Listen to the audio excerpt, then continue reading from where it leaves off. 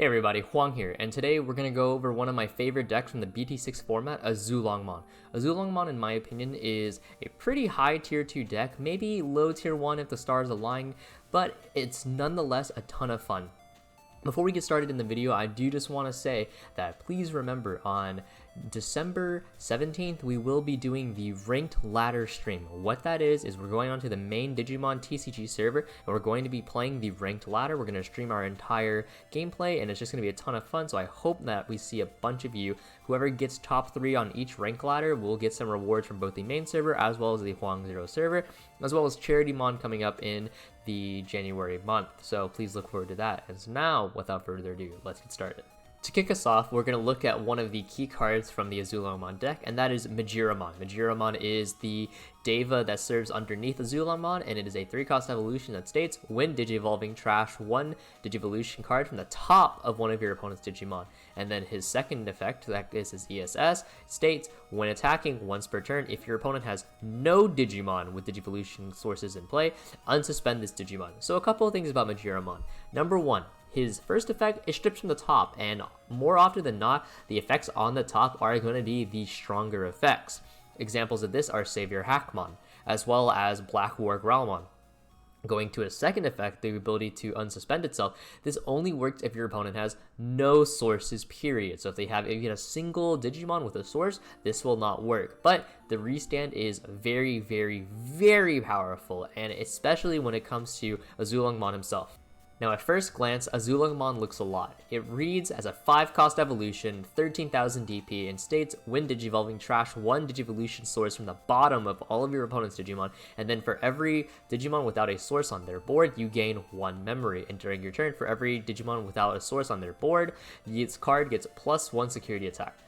On paper, this card looks really, really heavy and clunky. 5 cost is a lot, especially on the level 6. But you then realize the memory that you gain from Azulongmon is not the only source of memory that you're probably gaining. You also have access to cards such as Hammer Spark, Gomamon, and Bluekomon, as well as Sora Joe to stack on top of your, more than likely, the Davis or Matt that you have on board. So it's pretty realistic to see Azulongmon be a 3-cost evolution, and Azulongmon's second effect to give him plus security attack is absolutely monstrous when combined with Majiramon. Azulongmon swinging for 2 damage, 3 damage, that says a lot, but with Majiramon and swinging twice, okay, cool, that is almost, or if not, all of their security gone. And then if you have the Omnimon from BT5, bam, that is game. Azulongmon is actually a pretty strong card. He punishes the opponent if they try to go too wide, and if they go soul stack, then they can play into some other stuff that we're going to talk about. But overall, I really love this card. I think this card is a ton of fun. If you haven't played Azulongmon, you'll see, you'll be convinced. Going over the techs that are available in the Azulongmon deck, obviously one of the first techs that come to mind, Hexablaumon. Hexablaumon is a Digimon that is weirdly enough a cult favorite. I don't know why.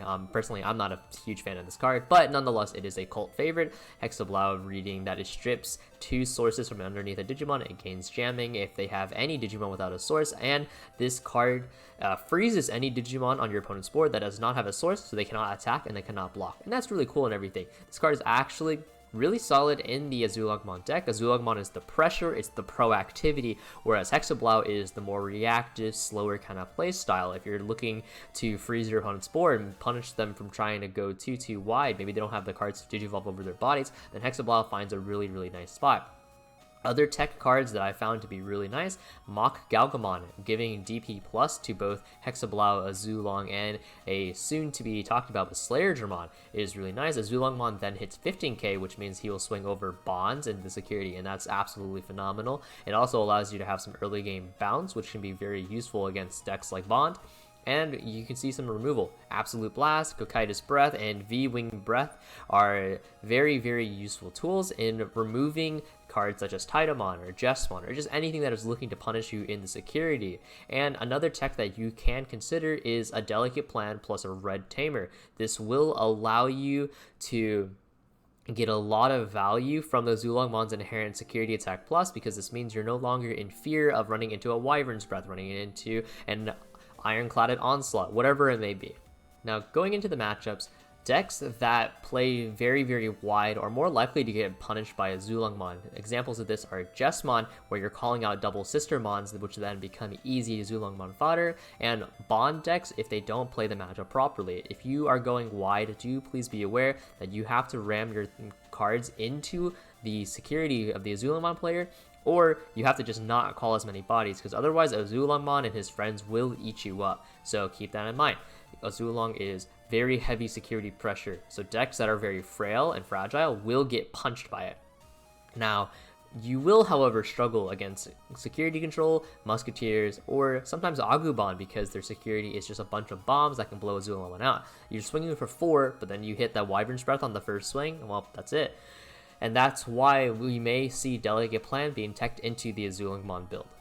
And now finally, what you've all been waiting for, the Azulongmon deck list from Hoang 0. Again, this serves as a baseline. You are more than welcome to improve upon this. This is just somewhere for you to start so that you can get some ideas. But without further ado, let's get into those eggs.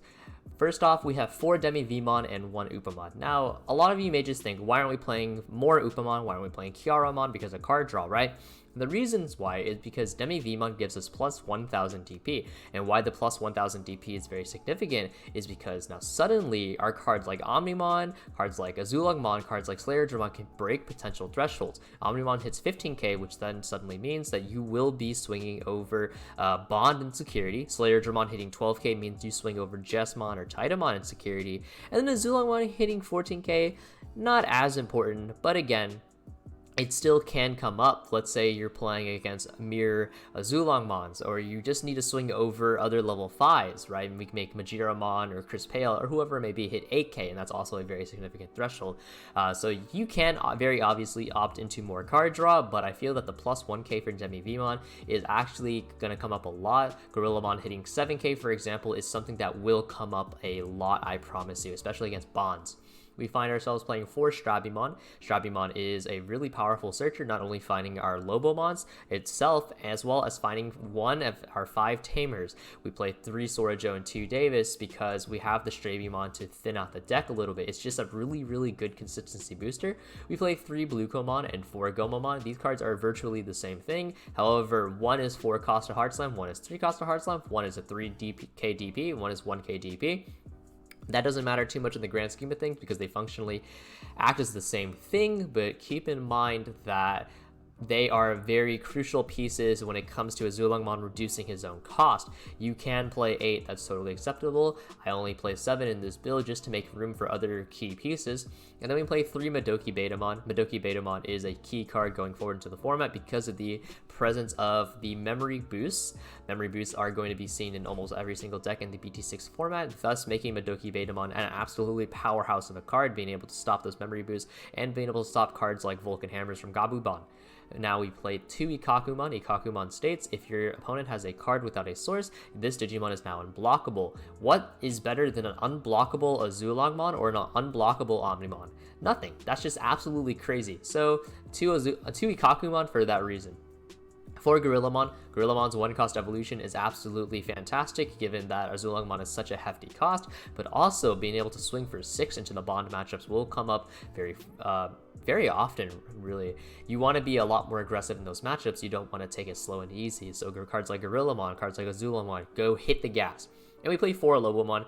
4 Lobo is actually very, very important, I feel like, into the security control matchup. Security control, where your Azulongmon is very likely to die on swing. So you want to play a little bit more into the Lobo lethal kind of combo. So it's very important. It's also a target off of Strabi. And at worst, it's something you just Digivolve into. So no harm, no foul. And then we play 1 Pale Dramon. It is a 1-of because sometimes you just need to strip a little bit extra, and you cycle enough just in general in Digimon. So you'll probably find your 1-of, and this is just to give your Azulong a little bit extra juice if you're missing a bit.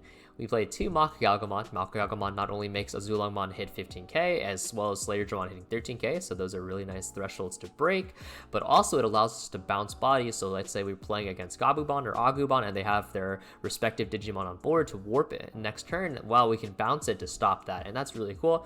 Removal isn't something that's very common in blue, right? It's generally expensive bouncing and such, so Mach Galgamon is a welcome addition here. Honestly, I might even say bump this to 3 or 4, but again, that's up to you, the pilot. And we play 2 Crisp Paildramon. Crisp Paildramon is a really nice way to get additional security pressure. If you want to give Slayer Dramon to 3 damage, you want to make Azulongmon on average 3 or 4 even, so that's a really, really great card. And then we play 4 Majiramon. Majiramon is the soul of this deck, enabling all of our cards to absolutely go hard with the restand. But do keep in mind that you do need to have ways to proc Majiramon's restand, and so that's why cards like Sora Joe, cards like Crisp Pale or Paildramon are going to be really, really important. If you need more Source Strip, definitely look into some of the rookies, level 3s that do strip on swing, like Gagumon from the starter deck. We play 4 Azulongmon as he is the star of the show, and we want to be able to beat our opponent into the ground as soon as possible. And then we play 2 Slayer Dramon. I know a lot of you will be upset not to see Hexablow, but I promise you, if you play more proactive, if you play more aggressive, you will find better results with this deck. Slayer Dramon is a far better backup level 6 in my opinion, in comparison to Hexablow, and the reason why: 1, he gains security attack on Digivolve, so he's already swings for 2 damage by himself, and that's until the end of the turn. So if you Digivolve into Omnimon, Omnimon will also be dealing 2 damage, and Slayer Dramon himself is also unblockable, so that's just a guaranteed 2 damage that your opponent cannot stop. But using the power of Demi-Vmon or Mach Galgamon, you are very likely to get some serious damage off, so definitely a really big fan of Slayer Dramon. And then we play 2 Omnimon. Omnimon is going to be how we end the game more often than not. If Azulongmon swings for, say, 4 or 5 damage off of Majiramon, Omnimon is that last blow. Similar vein, Slayer Dramon can do very similar performance with Omnimon. We play 2 Absolute Blast because sometimes you just need that little hint of removal. It's also just an excellent way to send threats trying to swing your way back to the bottom of the deck. This can be Kokaida's Breath if you're looking for a stronger security effect, but Absolute Blast on general will be stronger in hand just because you can actually send it to the bottom of the deck rather than just back to the hand. We play 2 Memory Boost because consistency is fantastic. It's a way to enable Azulongmon to pop off, and etc. And we play 2 Davis. Because of the amount of memory gain we have in this deck, we aren't super reliant on Davis, as most other decks may be on their memory tamers, but nonetheless, memory at 3 is great. It also gives us a bit more consistency. And then we play 3 Sora Joe. Sora Joe is one of the strongest ways in your deck to strip sources to get that Azulongmon and Majiramon rolling. It also is stackable, so if you have 2 Sora Joes and your opponent has a Digimon without a source, you will be gaining 4 memory, and that's a super easy way to get your Azulong online. I would heavily suggest going into the English BT6 meta that you look into a Delicate Plan plus Red Tamer, because god, security control is everywhere. And now the final piece of information I wanted to add to this video are the cards that we will be gaining from the EX collection. These are the cards that we will be seeing in North America on January 7th. In the EX collection, we actually get a surprisingly large amount of source strip support in the form of Gomamon and his entire evolution line. Plesiomon gives us additional card power, which is whenever one of your opponent's sources is trashed, you can draw 2. That's pretty cool. He also can attack unsuspended Digimon without sources, so he acts as a form of removal as well, which again is something that Blue can lack at times. So if you're looking for a backup mecha that is in Hexablow or is in Slayer Dramon, Plesiomon is a great way to generate further card advantage, and Ikakumon and Zudomon from the EX collection are also really great because they can swing at opponent's Digimon without sources, so it's a good way to swing at memory blockers, for example, that would stop the Azulongmon on average. Keep in mind that memory blockers are going to be a really huge thing, and that's why we need to be able to remove cards such as that. And of course, Ice Wall. Ice Wall. If you're playing blue, you have to play Ice Wall. So thank you guys for watching, and once again, please remember that this upcoming Friday there will be the ranked ladder stream on the 17th, and then in January there will be Cherrymon. So thank you guys for watching. I really appreciate it, and enjoy your night.